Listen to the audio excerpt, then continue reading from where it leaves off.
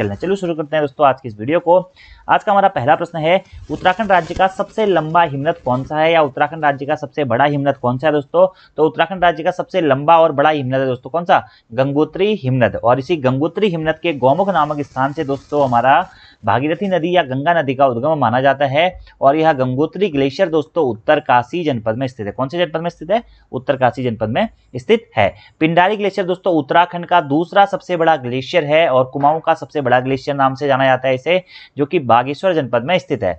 Satopanth Pindari glacier से पिंडर नदी का उद्गम होता है। सतोपंथ ग्लेशियर दोस्तों चमोली जनपद में स्थित है और सतोपंथ ग्लेशियर से दोस्तों सतोपंथ ताल नामक स्थान से अलकनंदा नदी का उद्गम होता है। और मिलम ग्लेशियर या मिलम हिमनद दोस्तों कहाँ है आपका, पिथौरागढ़ जनपद में स्थित है, जहां से गौरीगंगा नदी का उद्गम होता है। अगला प्रश्न है, नेहरू पर्वतारोहण संस्थान कहाँ स्थित है, जिसे दोस्तों हम NIM कहते हैं, नेहरू इंस्टीट्यूट ऑफ माउंटेनियरिंग कहाँ स्थित है, यह दोस्तों उत्तरकाशी में स्थित है। और नेहरू पर्वतारोहण इस संस्थान की स्थापना कब हुई थी दोस्तों, 14 नवंबर 1965 को नेहरू पर्वतारोहण संस्थान की स्थापना हुई थी। ठीक है। और दोस्तों अगर आपसे पूछा है भारतीय पर्वतारोहण संस्थान कहाँ स्थित है, तो भारतीय पर्वतारोहण संस्थान दोस्तों नई दिल्ली में स्थित है। नैनीताल पर्वतारोहण संस्थान कहाँ स्थित है, नैनीताल में ही स्थित है। अगले प्रश्न की बात करते हैं, निम्न में से कौन पुरुषार्थ के संपादक थे। तो पुरुषार्थ नामक जो आपका समाचार पत्र था दोस्तों, या हाँ जो समाचार पत्र था इसके संपादक थे कौन दोस्तों, आपके गिरिजादत्त नैथानी जी पुरुषार्थ के संपादक थे। कौन, गिरिजादत्त नैथानी जी। ठीक है। और गढ़वाल समाचार पत्र के हैं या गढ़वाली समाचार पत्र के हैं, इसके संपादक के रूप में भी दोस्तों किसे, गिरिजादत्त नैथानी जी को ही जाना जाता है। और उत्तराखंड में दोस्तों आपके जो भी एग्जाम पेपर्स होते हैं वहां पर आपके पत्रकारिता वाले सेक्शन से भी 1 या 2 प्रश्न जरूर पूछे जाते हैं। तो जो पुरुषार्थ के संपादक थे वह गिरिजादत्त नैथानी जी थे और इनके द्वारा ये समाचार पत्र दोस्तों कहाँ से, पौड़ी गढ़वाल से निकाला गया था। और 1917 में इनके द्वारा यह समाचार पत्र यहाँ से निकाला गया था। आपको ये पॉइंट डायरेक्टली याद रखना है। गढ़वाल समाचार पत्र भी गिरिजादत्त नैथानी जी के द्वारा ही निकाला गया था। और यही दोस्तों गिरिजादत्त नैथानी जी को गढ़वाल पत्रकारिता का जनक के रूप में भी जाना जाता है। ठीक है। गढ़वाल पत्रकारिता के जनक के रूप में भी इनको ही जाना जाता है, जिन्होंने गढ़वाल समाचार पत्र 1902 में निकाला था। गढ़वाली समाचार पत्र इन्होंने 1905 में निकाला था। ठीक है। और दोस्तों एक और प्रश्न पूछा जाता है कि उत्तराखंड में पत्रकारिता का भीष्म पितामह किसे कहा जाता है। गिरिजादत्त नैथानी जी को तो दोस्तों गढ़वाल पत्रकारिता का जनक कहा जाता है। अब प्रश्न अगर पूछा जाए कि उत्तराखंड में पत्रकारिता का भीष्म पितामह किसे कहा जाता है, तो उसमें आपको 2 ऑप्शन याद रखने हैं, विशंबर दत्त चंदोला जी और परिपूर्णानंद पैन्यूली जी। इन दोनों को ही उत्तराखंड में पत्रकारिता का भीष्म पितामह कहा जाता है, आपको यह याद रखना है। बाकी सदानंद कुकरेती जी के द्वारा दोस्तों कौन सा, विशाल कीर्ति समाचार पत्र निकाला गया था 1913 में, ये आपको याद रखना है। बाकी बद्रीदत्त पांडे जी के द्वारा आपको पता है दोस्तों कौन सा समाचार पत्र निकाला गया था, जो कि अल्मोड़ा अखबार के रिप्लेसमेंट के रूप में इन्होंने निकाला था 1918 में, क्या, शक्ति समाचार पत्र। ये आपको डायरेक्टली याद रखने हैं। अगले प्रश्न की बात करते हैं कि उत्तराखंड के उस जिले का नाम बताइए जहां कार्तिक स्वामी मंदिर है या कार्तिकेय स्वामी मंदिर है दोस्तों। तो रुद्रप्रयाग जनपद में कनकचौरी नामक स्थान पर स्थित है क्या, कार्तिकेय स्वामी मंदिर। ठीक है। और यह मंदिर दोस्तों क्रौंच पर्वत पर स्थित है और काफी प्रसिद्ध मंदिर के रूप में जाना जाता है। भगवान शिव के पुत्र कार्तिकेय की यहाँ पर पूजा की जाती है। तो कार्तिकेय स्वामी मंदिर रुद्रप्रयाग जनपद में स्थित है और क्रौंच पर्वत पर दोस्तों यह हमारा मंदिर स्थित है। अगले प्रश्न की बात करते हैं, होली हिमालय नामक पुस्तक के लेखक का नाम बताइए। तो होली हिमालय पुस्तक के लेखक का नाम है दोस्तों कौन, ई सरमन ओकले। ठीक है। ई सरमन ओकले, और ये काफी महत्वपूर्ण पुस्तक है, याद रखना है आपको। ठीक है। और ई सरमन ओकले कौन थे, मुख्यतः दोस्तों एक लेखक या कवि के रूप में इनको जाना जाता है। अगला प्रश्न है, कुमाऊं का अंतिम चंद राजा कौन था दोस्तों। तो कुमाऊं का अंतिम चंद राजा था कौन दोस्तों, महेंद्र चंद, जो कि कुमाऊं का 61वां चंद शासक था, जो कि हवालाबाग के युद्ध में 1790 में गोरखों से हार जाता है। तो हवालाबाग का युद्ध महेंद्र चंद और गोरखाओं के मध्य में हुआ था और कुमाऊं के अंतिम चंद राजा के रूप में भी महेंद्र चंद को जाना जाता है, याद रखना है। और वहीं दोस्तों गढ़वाल का अंतिम शासक पूछेगा या परमार राजवंश का अंतिम शासक, अगर आपसे देखिए गढ़वाल में 2 प्रश्न बनते हैं, परमार राजवंश का अंतिम शासक पूछेगा तो दोस्तों ये आंसर हो जाता है प्रद्युम्न शाह। ठीक है।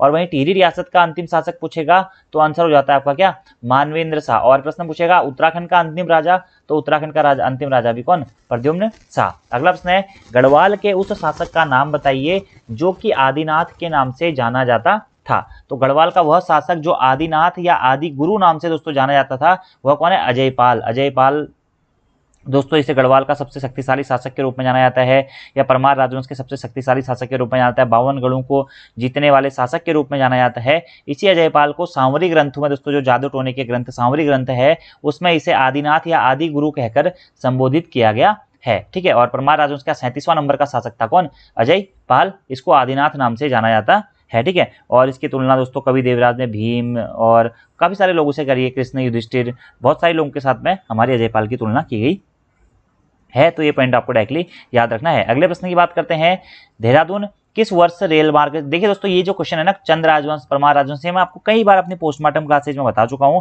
तो अगर आपको इनके बारे में डिटेल से पढ़ना है तो अजय राव, जो हमारा अजयपाल है, इसका पोस्टमार्टम बहुत बार हो चुका है। महेंद्र चंद के बारे में सारे पॉइंट मैंने आपको बताए हुए हैं, तो आप वो वीडियोज को जरूर फॉलो कर लीजिएगा, क्योंकि वहां से एग्जाम में आपके प्रश्न बनने के चांसेस रहते हैं। अगले प्रश्न की बात करते हैं, देहरादून किस वर्ष रेल मार्ग से जुड़ा था। यानी कि डायरेक्टली आप ये कह सकते हैं कि देहरादून जो रेलवे स्टेशन है, इसकी स्थापना कब हुई थी। ठीक है, तो देहरादून रेल मार्ग से जुड़ा था दोस्तों कब? आपका सन 1900 में आपका देहरादून क्या हुआ था?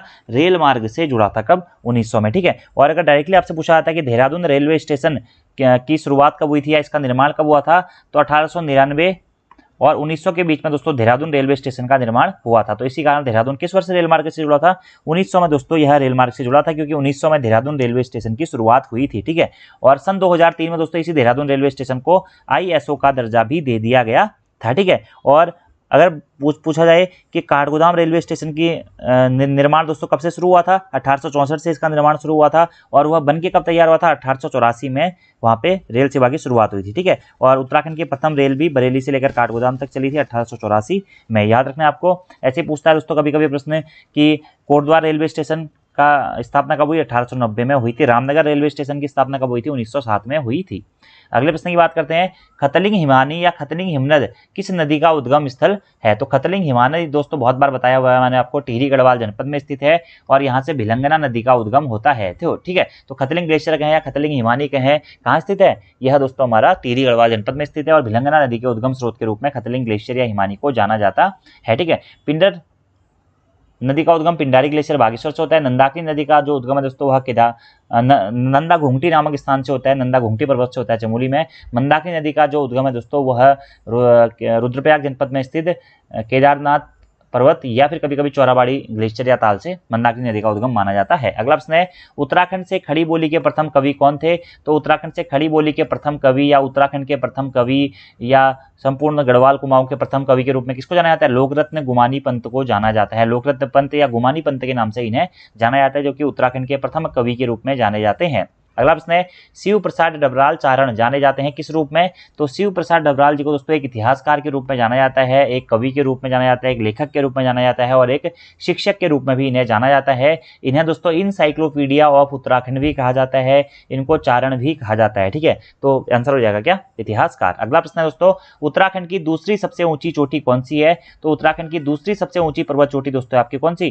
कामेट पर्वत श्रृंखला। कौन सी दोस्तों? कामेट पर्वत श्रृंखला उत्तराखंड की दूसरे सबसे ऊंची पर्वत श्रृंखला है। ठीक है, और उत्तराखंड की सबसे ऊंची पर्वत श्रृंखला पूछेगा दोस्तों तो नंदा देवी पश्चिमी। नंदा देवी पश्चिमी उत्तराखंड की सबसे ऊंची पर्वत श्रृंखला है, जिसकी ऊंचाई है 7817 मीटर। ठीक है, और उत्तराखंड की दूसरी सबसे ऊंची चोटी पूछेगा दोस्तों तो वह है दोस्तों कौन सी? हमारा कामेट पर्वत, यह हमारा चमोली जनपद में स्थित है।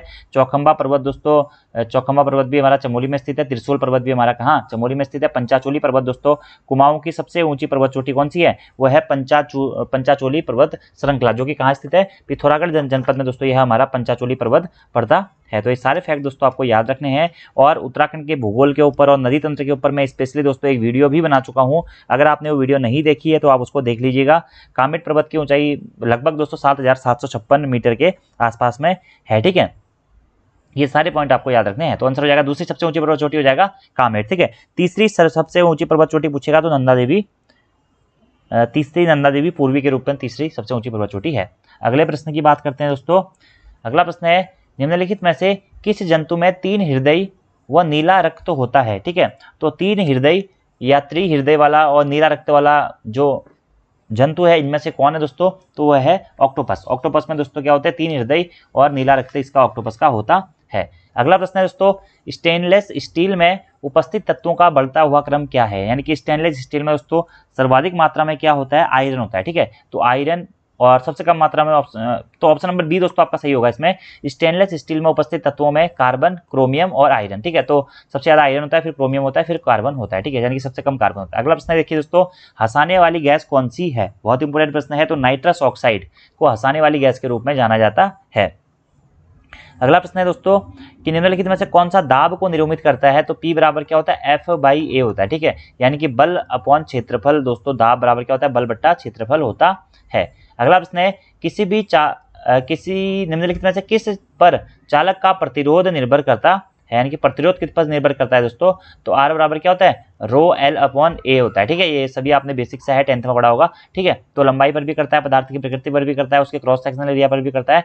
तो उपयुक्त सभी संभावनाएं सही हैं, इसका आंसर हो जाएगा। अगला प्रश्न है अनावर्त बीजी का सबसे विकसित गण कौन सा है? तो अनावर्त बीजी का दोस्तों सबसे विकसित गण है आपका क्या?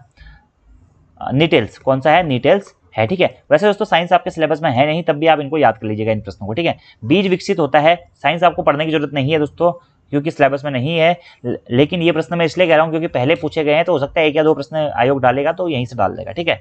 बीज विकसित होता है, बीज कहाँ से विकसित होता है दोस्तों? बीज होता है बीजांड से। कहाँ से? बीजांड से यह विकसित होता है। अगला प्रश्न है मानव में रक्तस्राव की बीमारी किसकी कमी के कारण होती है? तो मानव में दोस्तों जो रक्तस्राव की बीमारी होती है, यह दोस्तों विटामिन के की कमी से होती है, विटामिन के की कमी से। अच्छा क्वेश्चन है। अगले प्रश्न की बात करते हैं, दुग्ध का आंशिक निर्जीवीकरण होता है कितने डिग्री सेल्सियस पर? तो दुग्ध का जो आंशिक निर्जीवीकरण होता है वह होता है 62.8 डिग्री सेल्सियस पर 30 मिनट के लिए। अगला प्रश्न है अर्धसूत्री कोशिका विभाजन की किस अवस्था में काइस्मेटा का निर्माण होता है, ठीक है। तो काइस्मेटा का जो निर्माण होता है दोस्तों वह होता है प्रोफेज अवस्था में, ठीक है। तो अर्धसूत्री कोशिका का विभाजन प्रोफेज जो अवस्था होती है उसमें काइस्मेटा का निर्माण होता है। अगला प्रश्न है इम्यूनोग्लोबिन क्या है? इम्यूनोग्लोबुलिन्स की प्रकृति क्या होती है, ठीक है। तो इसकी जो प्रकृति होती है दोस्तों वह होती है प्रोटीन की, ठीक है। प्रोटीन होता है क्या? इम्यूनोग्लोबुलिन्स, ठीक है। इनमें से कौन सी प्राथमिक मेमोरी है? तो प्राथमिक, अच्छा ये दोस्तों देखिए यहाँ से कंप्यूटर के आपके क्वेश्चन शुरू हो गए हैं। तो रैम दोस्तों रैंडम एक्सेस मेमोरी आपकी क्या होती है? प्राथमिक मेमोरी होती है। अगला प्रश्न है म्यूकरमाइकोसिस रोग किसके द्वारा होता है? तो म्यूकरमाइकोसिस रोग दोस्तों होता है आपका कवक से, क्या होता है? फंगस के कारण होता है म्यूकरमाइकोसिस रोग। अगले प्रश्न की दोस्तों बात करते हैं, हाफ बाइट कहलाती है एक क्या, ठीक है। प्रश्न है हाफ बाइट कहलाती है एक क्या कहलाती है? निब्बल, वर्ड, रजिस्टर या फिर इनमें से कोई नहीं। तो हाफ बाइट का मतलब होता है एक निब्बल, ठीक है, एक निब्बल। अगला प्रश्न है निम्न में से कौन सी चौथी पीढ़ी का मोबाइल तकनीक है? तो चौथी पीढ़ी की मोबाइल तकनीक दोस्तों कौन सी है? LTE।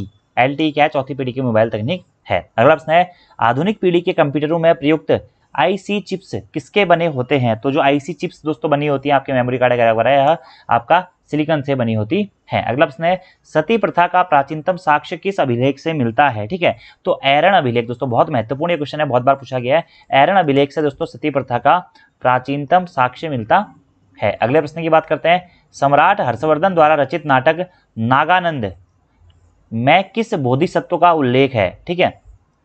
तो सम्राट हर्षवर्धन द्वारा रचित जो नाटक है क्या? नागानंद, इसमें दोस्तों किस बोधिसत्व का उल्लेख है? तो इसमें दोस्तों जिमुतवाहन बोधिसत्व का उल्लेख है, ठीक है। अगला प्रश्न है गोंडो फडनीज किस राजवंश का शासक था? तो गोंडो फडनीज जो था दोस्तों आपका यह पहलव राजवंश का शासक था। कौन से? पहलव राजवंश का यह शासक था। अगला प्रश्न है पंजाब में कूका आंदोलन का नेतृत्व किसके द्वारा किया गया था? तो कूका आंदोलन पंजाब में हुआ था और राम सिंह के द्वारा इस आंदोलन का नेतृत्व किया गया था। अगले प्रश्न की बात करते हैं, अखिल भारतीय ट्रेड यूनियन कांग्रेस की स्थापना किस वर्ष हुई थी? तो अखिल भारतीय ट्रेड यूनियन कांग्रेस की स्थापना हुई थी दोस्तों कब? 1920 में। कब हुई थी? 1920 में। अगले प्रश्न की बात करते हैं, निम्न में से किसे आगरा के निकट सिकंदराबाद में दफनाया गया था, ठीक है। यानी कि डायरेक्टली प्रश्न पूछा गया कि सिकंदराबाद में किसका मकबरा स्थित है या सिकंदरा में किसका मकबरा स्थित है? तो यह है दोस्तों अकबर का। अकबर का मकबरा है सिकंदराबाद में है और सिकंदराबाद में इसको दफनाया गया था। अगले प्रश्न की बात करते हैं, शिवाजी के अष्टप्रधान में निम्नलिखित में से कौन आधुनिक विदेश सचिव के समकक्ष था? तो शिवाजी का दोस्तों जो आपका अष्टप्रधान था उसमें आधुनिक विदेश सचिव के समकक्ष जो था वो था दबीर का पद। क्या? दबीर का पद है, ठीक है। और अष्टप्रधान दोस्तों आपको याद रखने हैं क्या क्या पद होते थे, कौन कौन लोग अष्टप्रधान में शामिल थे। अकबर के भी याद रखने हैं, फतेहपति शाह के भी याद रखने हैं, क्योंकि एग्जाम में यहाँ से प्रश्न पूछे जाते हैं, ठीक है। अष्टप्रधान या नवरत्न, इस प्रकार के जो टॉपिक्स होते हैं ना, यहाँ से प्रश्न पूछे जाते हैं। अगला प्रश्न है, सुरेंद्रनाथ बनर्जी को किस वर्ष भारतीय सिविल सेवा से हटाया गया था? तो सुरेंद्रनाथ बनर्जी को दोस्तों भारतीय सिविल सेवा से 1874 में हटाया गया था। कब? 1874 में। अगला प्रश्न है, धर्मत का युद्ध किस वर्ष हुआ था? तो 1658 ईस्वी में दोस्तों क्या हुआ था? धर्मत का युद्ध हुआ था। ये क्वेश्चन रिपीट हुआ। देखिए, भारत का एकमात्र यहूदी वाइसराय कौन था? तो इससे पहली वीडियो में मैंने आपको बताया था इसका आंसर लॉर्ड रीडिंग भारत का एकमात्र क्या था? यहूदी वाइसराय था। अगला प्रश्न है दोस्तों, किस ग्रंथ की रचना संध्याकर नंदी के द्वारा की गई थी? ठीक है, तो संध्याकर नंदी के द्वारा निम्न में से किस ग्रंथ की रचना की गई दोस्तों? वो की गई है आपका रामचरितम। रामचरितम ग्रंथ की रचना संध्याकर नंदी के द्वारा की गई है। अगला प्रश्न है, कौन सा लोकप्रिय समाचार पत्र तमिल में प्रकाशित होता था? तो तमिल में प्रकाशित होने वाला दोस्तों समाचार पत्र है स्वदेश मित्रम। स्वदेश मित्रम जो समाचार पत्र था यह तमिल में प्रकाशित होता था। और आज का दोस्तों आपका लास्ट क्वेश्चन है इस वीडियो का कि एक बाइट में कितने बिट्स होते हैं? तो एक बाइट में दोस्तों आपके कितने? 8 बिट होते हैं। ये आपको डायरेक्टली याद रखना है। तो ये थे दोस्तों आपके 100 क्वेश्चन जो कि FRO के एग्जाम पेपर में पूछे गए थे। इससे पहले मैं आपको APO का एग्जाम पेपर करा चुका हूँ, लोअर PCS के दोस्तों एग्जाम पेपर्स में आपको करवा चुका हूँ, 2021 का भी और 2016 का भी। ठीक है।